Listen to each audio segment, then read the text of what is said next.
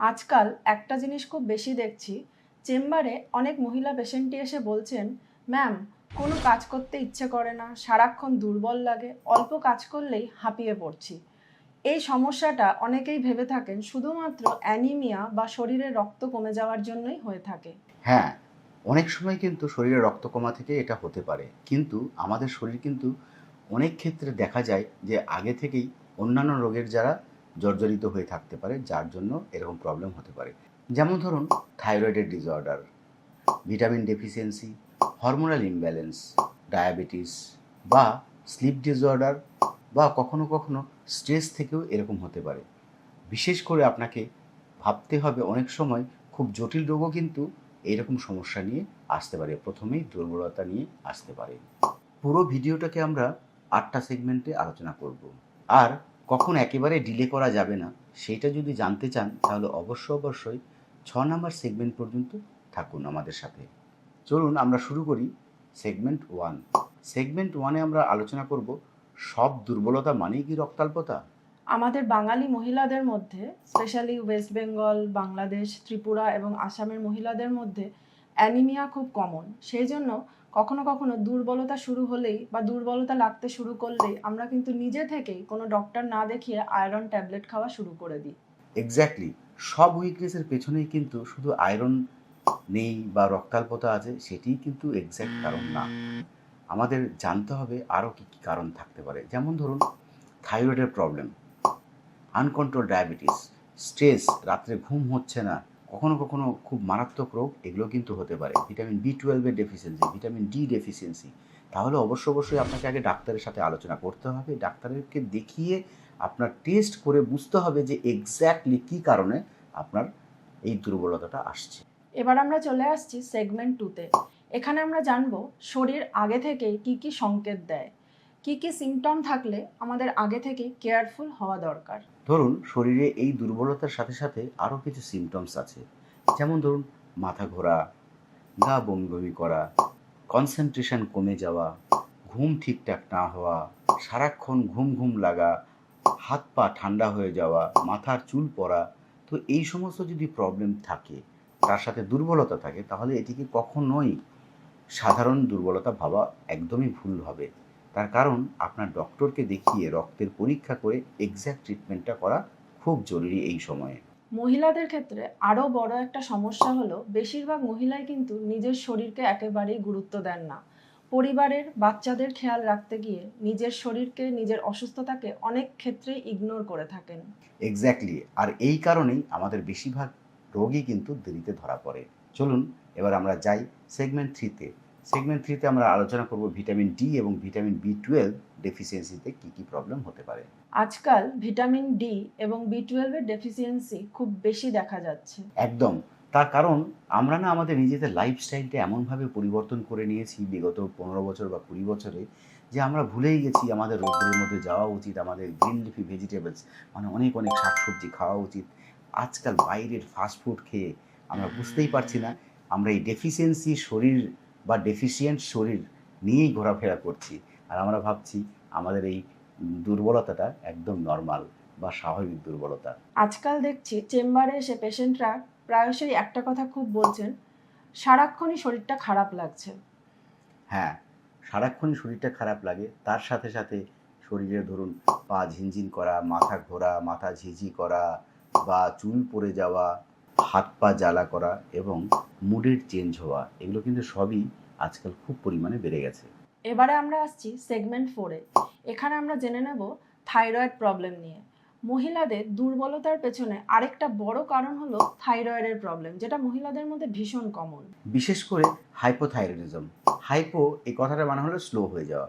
Body আপনার সব কিছুকে স্লো করে দেবে। যেমন মেটাবলিজম স্লো করে দেবে। আপনার শরীর দুর্বল লাগবে, মাথার চুল পড়তে শুরু করবে, শরীর অনেক মোটা হয়ে যাবে এবং হার্ট রেটও কমে যাবে। পেশেন্ট সবসময় ক্লান্ত অনুভব করবে এবং শীত লাগবে। সারাদিন হয়তো অনেক সময় ঘুমিয়ে থাকবে, তারপরেও তাকে অনেক ঘুম ভাব লাগবে। আর অনেকেই কিন্তু বছরের পর বছর এটাকে নর্মাল উইকনেস ভেবেই কাটিয়ে দেন, আর সেই কারণেই ডায়াগনোসিস দেরিতে হয়ে যায়। চলুন এবার আমরা আলোচনা করি ডায়াবেটিস নিয়ে।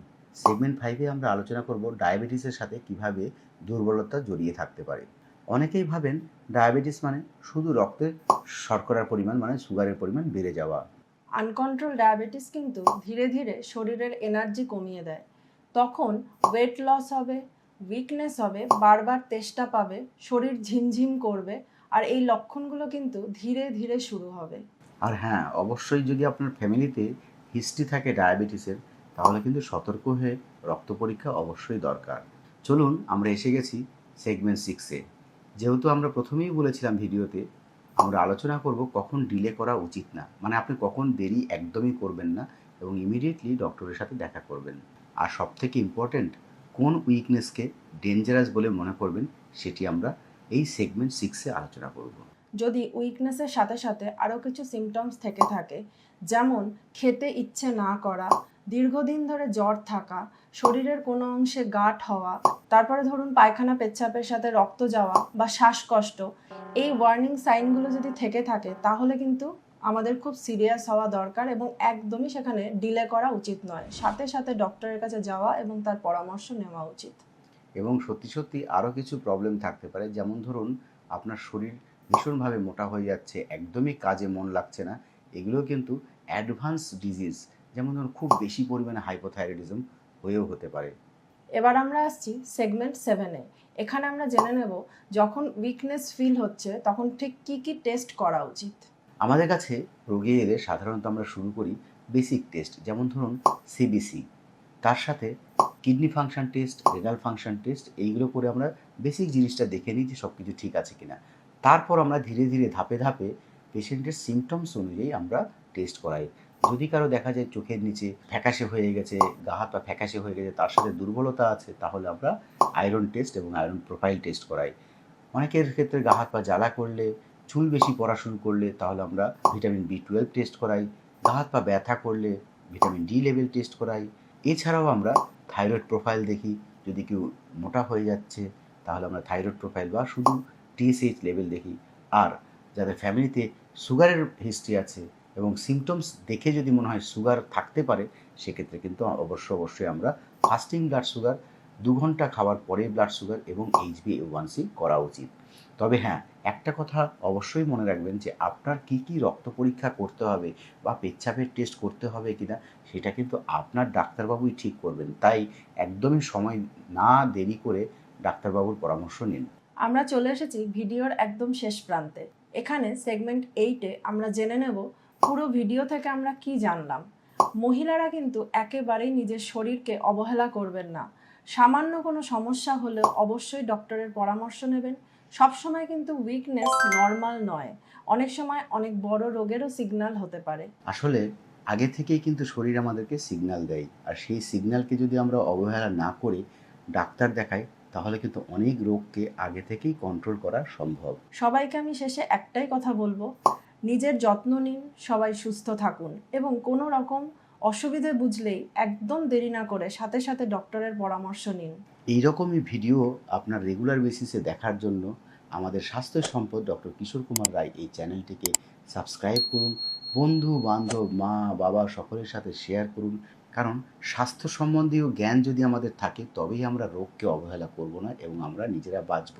এই ভিডিওটি যদি ভালো লেগে থাকে অবশ্যই ভিডিওতে একটি লাইক দেবেন এবং কমেন্টে কখনোই ভুলবেন না লিখতে যে আপনাদের কোনো এইরকম কখনো সিমটমস কি এসেছে বা কোনো স্পেসিফিক টেস্ট করিয়েছেন। নমস্কার, ভালো থাকবেন, সুস্থ থাকবেন।